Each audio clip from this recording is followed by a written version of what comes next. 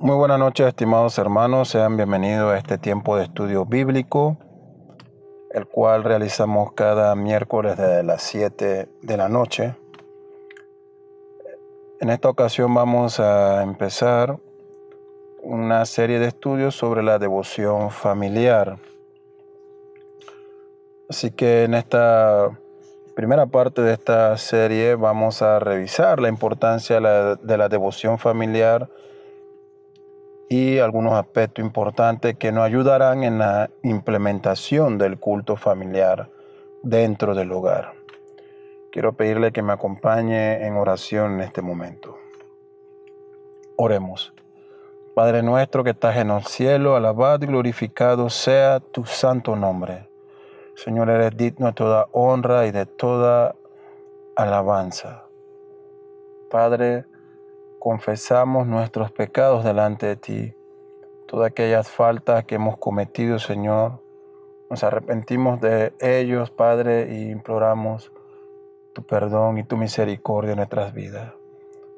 Ayúdanos, Señor, a ser obediente a tu palabra, tus mandamientos, a seguir, Señor, tu voluntad en todo momento, a buscarla, Padre, a cultivar una vida de piedad y santidad delante de ti, Señor, y para con nuestros prójimos. Te queremos pedir, Señor, tu guía en todo momento, que tu Espíritu Santo, Señor, nos ilumine ahora que abrimos tu palabra, Señor, y podamos comprender lo que hay en ella para nuestras vidas. Te rogamos estas cosas, Señor, también que dé sabiduría y entendimiento a quienes escuchan estos estudios para que puedan comprender, Señor, tu santa palabra. Te pedimos estas cosas en el nombre que sobre todo nombre tuyo, Jesucristo. Amén. Hermanos, desde el Génesis observamos el plan de Dios al crear todas las cosas y en particular cuando formó al hombre y a la mujer a quienes le da mandamientos para que ellos cumplan. Es muy importante notar que en todo momento ha habido un propósito de parte de Dios. Y estos propósitos de Dios pues se hacen muy claros cuando vemos su revelación en las Santas Escrituras.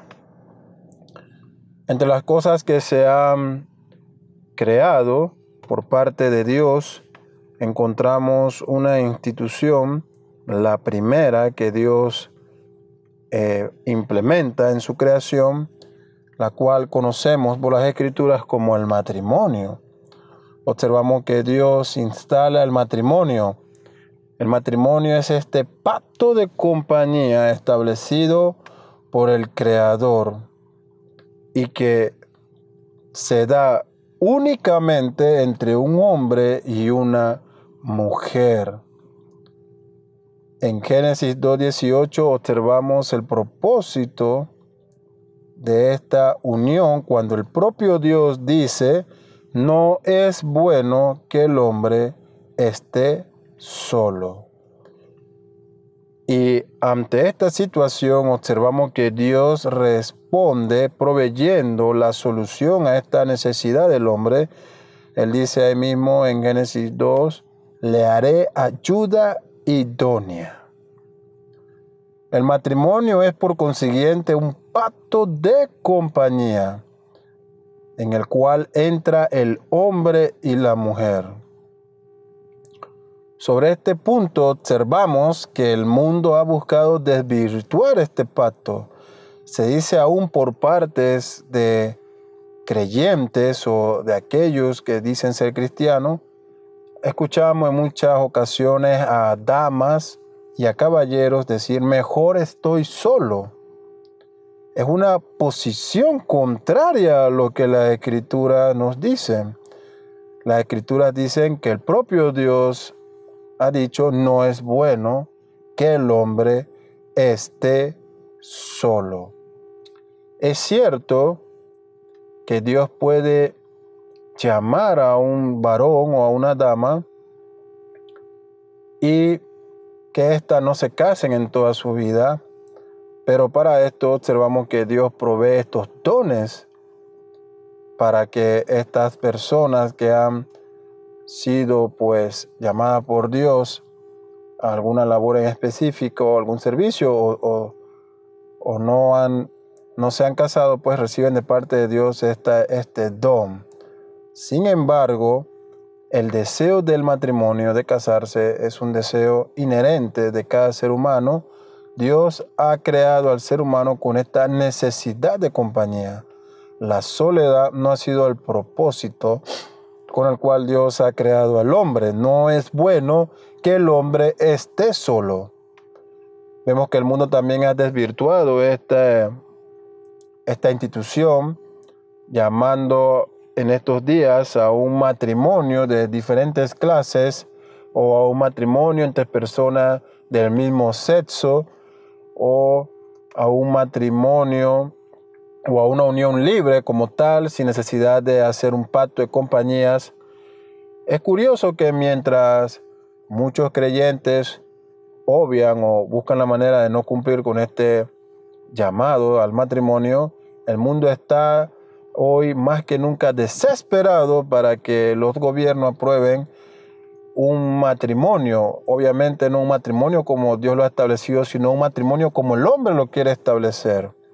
La iglesia tiene que pararse firmemente en la posición bíblica y enseñar que el matrimonio es un mandato de Dios, es una institución creada por Dios y que se da única y exclusivamente en la unión de un hombre con una mujer, un hombre y una mujer biológicamente, no un hombre que se ha hecho operaciones, que su sexo es femenino y se ha cambiado a un sexo masculino, no.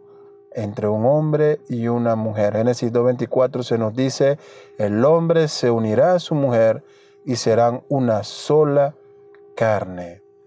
En referencia al acto matrimonial como tal, vemos entonces que la comunión ha sido el deseo de Dios. Esta se da a través del matrimonio. La primera institución, la familia como tal, es el resultado lógico y biológico de esta unión dada entre un hombre y una mujer. La familia solo puede tener su origen en un matrimonio que se ha establecido de acuerdo a la unión y al propósito con el cual Dios lo ha mandado. El término familia en el hebreo es mishpayah, que quiere decir descendencia, linaje, vínculo de sangre, algo que solo se puede producir dentro de un matrimonio, de la unión entre un hombre y una mujer. Este es el nombre utilizado en el Antiguo Testamento con el cual también se denotaba las diferentes tribus de Israel. Hermano mío, tenga esto claro, antes del gobierno civil fue la familia.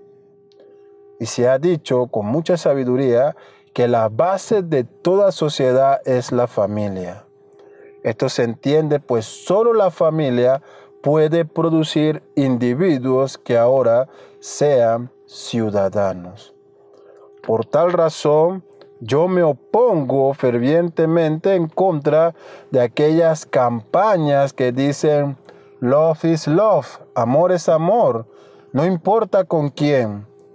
En estas campañas que se tienen hoy en día sobre el matrimonio para personas del mismo género.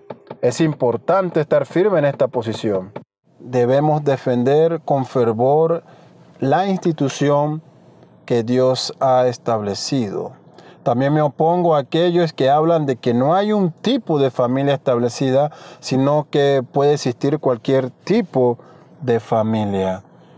Esta es una posición también errada. La familia tiene su base dentro del matrimonio. No podemos llamar familia a aquello que no sirva como base de la sociedad. Todo aquello que no produzca un bien o que aporta a la sociedad, no lo necesita la sociedad. Pregúntese, ¿por qué tenemos una sociedad tan dañada y corrupta? He escuchado algunos vídeos de clases online de escuelas públicas y es triste escuchar el vocabulario de estudiantes, pero cuando escuchas el vocabulario de sus acudidos, de sus padres o de su acudiente, te encuentras con que es igual o peor al de los niños.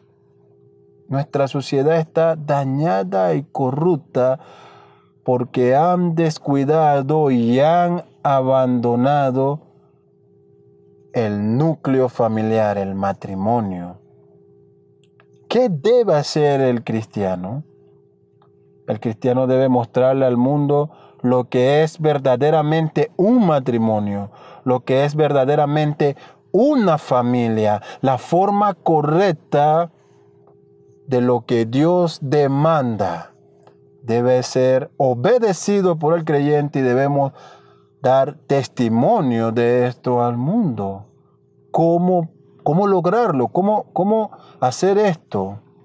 Pues partamos del hecho de tener un matrimonio y una familia teocéntrica, centrada en Dios.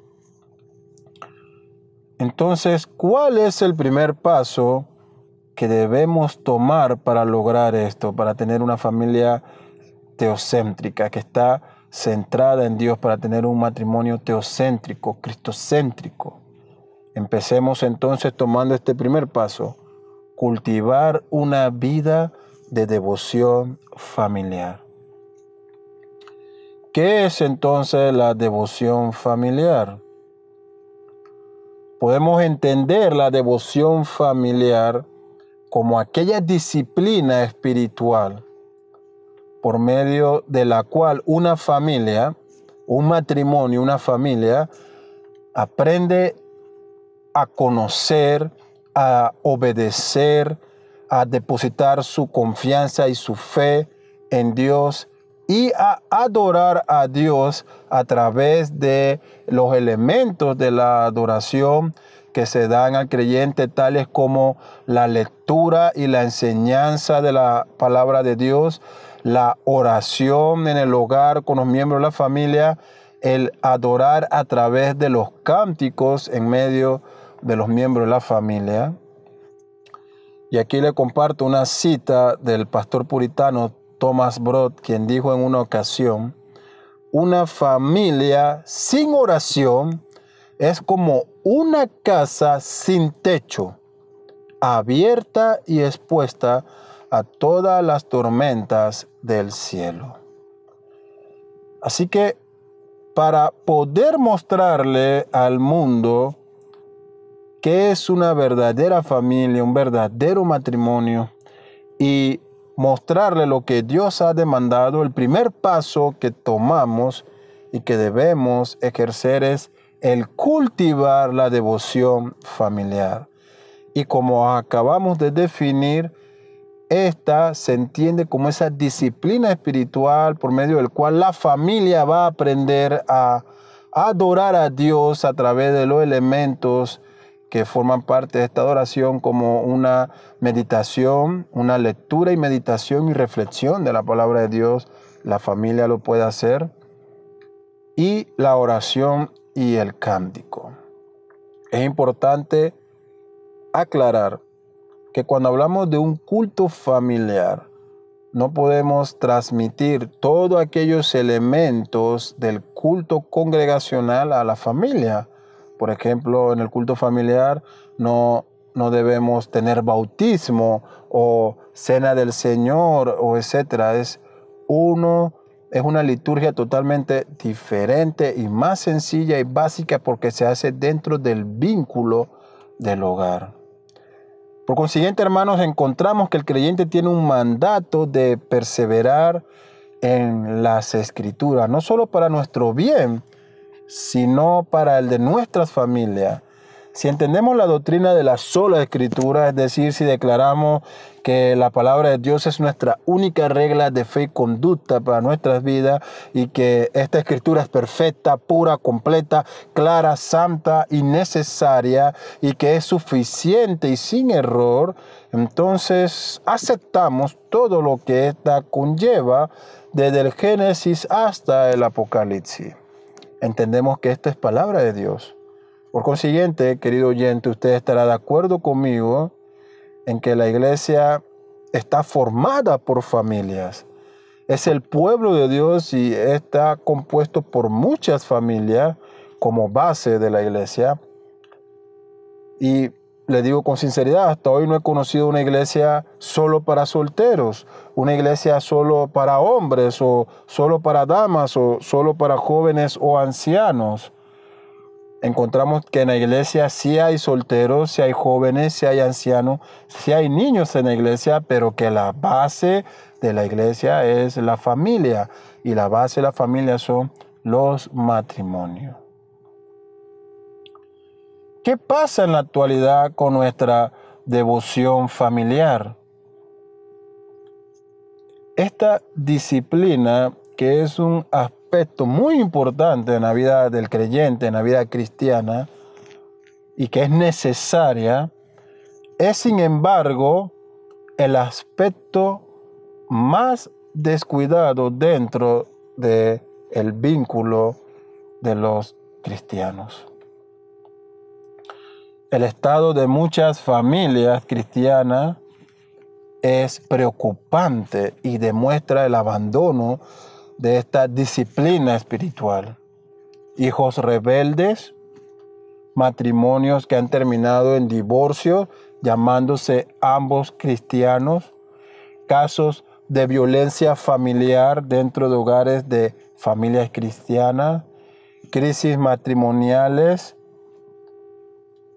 como práctica de pecados tan duros como el adulterio, poco interés por las cosas de Dios. En la mayoría de los casos se evidencia un deplorable estado espiritual de la familia. Se evidencia la falta de devoción en el hogar y el descuido de los responsables, el padre y la madre, en abandonar este mandato de cultivar una devoción en familia.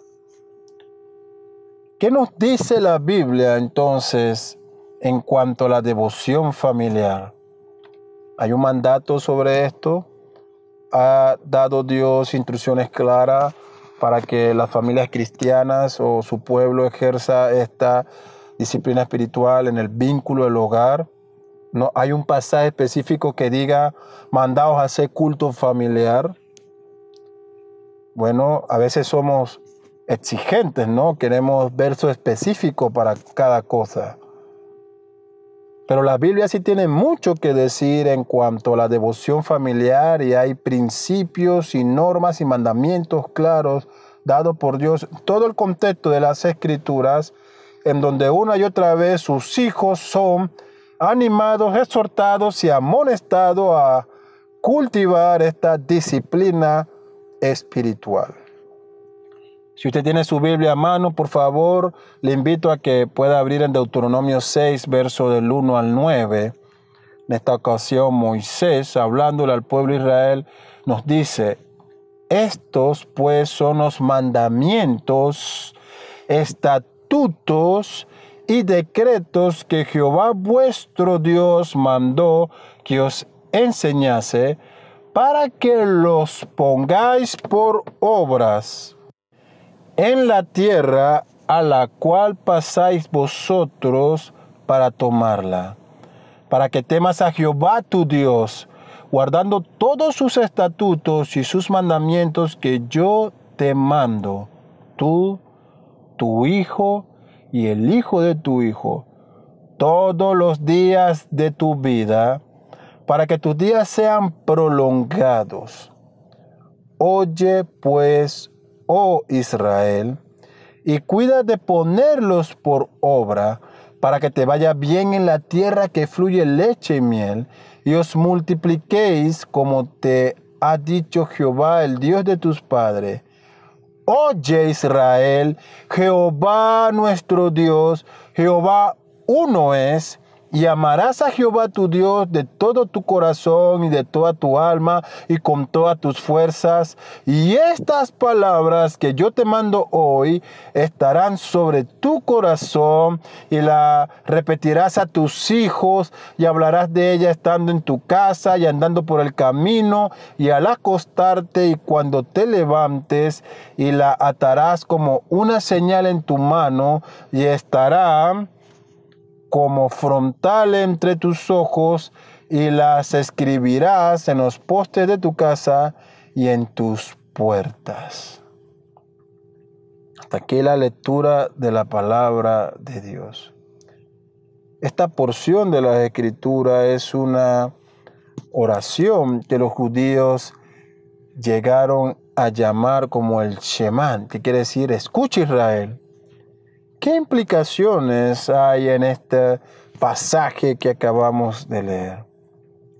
Bueno, hermanos, en el contexto vemos que Israel está a punto de entrar a esta nueva tierra, a la tierra prometida, una tierra que había sido habitada por naciones paganas, y Dios quiere dejar en claro cuáles son sus mandamientos y qué espera de su pueblo que está a punto de entrar en esta tierra. Y lo primero que vemos es que Moisés, inspirado por Dios, hablando al pueblo, deja claro que Dios es el autor y dador de todas leyes. Escucha, oh Israel, los mandamientos de Dios, los preceptos de Dios, las leyes de Dios, no de hombre, de Dios. Es la segunda implicación que encontramos. En tercero vemos que Dios manda que todos estos mandamientos que dice sean puestos por obra, como si dijese sin faltar ni uno solo de ellos. Ustedes deben garantizar, partiendo por los líderes, luego por los gobernantes civiles, y termina, si vemos la implicación del pasaje, con los padres de familia de cada hogar. Ustedes deben garantizar el cumplimiento de cada uno de estos mandamientos, preceptos y leyes que yo hoy, tu Dios, te da. Deben cumplirse. La cuarta implicación. Estos mandamientos deben ser obedecidos sin faltar uno de ellos. Deben tener un temor reverente a la palabra de Dios. Deben ser guardados. En los textos originales la palabra chamar, que significaba debes protegerlo, cuidar, atesorarlo, conservarlo, debes cumplir. Debes atesorarlo, este es el gran tesoro. Debes protegerlo y preservarlo en todo momento. Es mi mandamiento, mi ley, mi precepto para ti. Es la cosa más sagrada que os doy. Es lo que la iglesia hoy también ha recibido. Los mandamientos de Dios, su voluntad revelada a nosotros en las Sagradas Escrituras es el tesoro más grande que tenemos y que debe ser la mayor herencia que buscamos darle a nuestros hijos. De esa manera el pueblo entonces era llamado a guardarlo, a guardar esta revelación especial que Dios ha dado. Es un llamado a esforzarnos en protegerla y cumplirla. Nosotros, nuestros hijos, nuestros nietos, todos los días de nuestra vida. La sexta implicación que encontramos es oye En el original esta palabra significa oír con inteligencia, prestar atención, escuchar con obediencia. Oye Israel, escucha y obedece. ¿Y qué debemos escuchar? Moisés entonces nos dice estas dos cosas. La primera, Jehová uno es. Hablando acerca de los atributos de Dios, de su ser y su carácter inmutable. Él no cambiará. Sus mandamientos no cambiarán. Su voluntad no cambiará. Sus preceptos permanecerán para siempre. Oye esto, tenlo claro, Jehová uno es. Y en segundo lugar, oye esto, amarás a Dios sobre todas las cosas. Interesante el énfasis que hace Dios en que no debemos olvidar estos mandamientos. La sexta implicación la encontramos en el mandato a la devoción familiar. Después que Moisés ha dicho, oye Israel, Jehová uno es y amarás a Dios sobre todas las cosas, luego concluye dándonos este mandato a la devoción familiar. Enseñarás todas estas cosas. ¿Qué cosas? Todos los mandamientos de Dios, todas sus leyes y preceptos, que Jehová uno es y que debemos amarlo sobre todas las cosas. Enseñarás todas estas cosas. Dios ha provisto todos estos mandamientos que deben estar en el corazón de su pueblo para poder garantizar esto, que esté en el corazón del pueblo, el Señor le da 7 instrucciones, 7 ordenanzas que ellos deberían cumplir y que formarán un hábito. Es decir, que crearían un carácter y un criterio en cada uno de los miembros de este pueblo, es decir, de los miembros de las familias del pueblo de Israel. La primera ordenanza es, la repetirás a tu hijo en el hogar. Vas a leer las palabras de Dios en familia, vas a hacer que tus hijos lean la palabra, le repetirás estos mandamientos en el hogar a tus hijos. Hablarás de ella estando en tu casa, en el hogar. Vas a explicarle la palabra de Dios, vas a estudiarla, a comentarla, a predicarla, a reflexionar y a meditar en ella, y harás que tus hijos creen este hábito y esta práctica también de tener la lectura y de meditarla y reflexionarla. Es interesante ver cómo se nos manda a repetirla, a hablarla, estando en nuestras casas. Hablarás de ella andando por el camino, dice. Vas a ir al trabajo o a cualquier viaje, vas con tu hijo. La opción más rápida que tenemos es poner el celular con YouTube o un video o algo, un videojuego. ¿Por qué no meditar y conversar de la palabra de Dios en todo momento? No solamente cuando estamos en el hogar, sino cuando nos encontramos en algún otro lugar o hacia otro lugar. La devoción familiar no se está limitada meramente al hogar, sino que en toda actividad familiar, en un paseo de visita a otras familias, en cualquier contexto en el que estemos, debemos siempre sacar este tiempo para la devoción familiar. Vas a cenar con tu hijo afuera, hay que tener un tiempo de oración en los alimentos. La oración no está limitada al hogar. No debemos avergonzarnos de orar en público. Si al mundo esto le genera alguna molestia, es asunto de ellos. Nuestra labor es dar gracias a Dios por los alimentos en cualquier momento donde los vayamos a consumir. Es la providencia de Dios dada a nosotros. Claro que merece ese acto sagrado de adoración al orar a Dios, dando gracias por su bendición. Hablarás de ella al acostarte, dice el pasaje de Deuteronomio. Por la noche, en el hogar, lo último del día que debes hacer con tus hijos es leer las Escrituras, orar con ellos. Sigue diciendo el pasaje, hablarás de ella cuando te levantes, es decir, por la mañana en el hogar.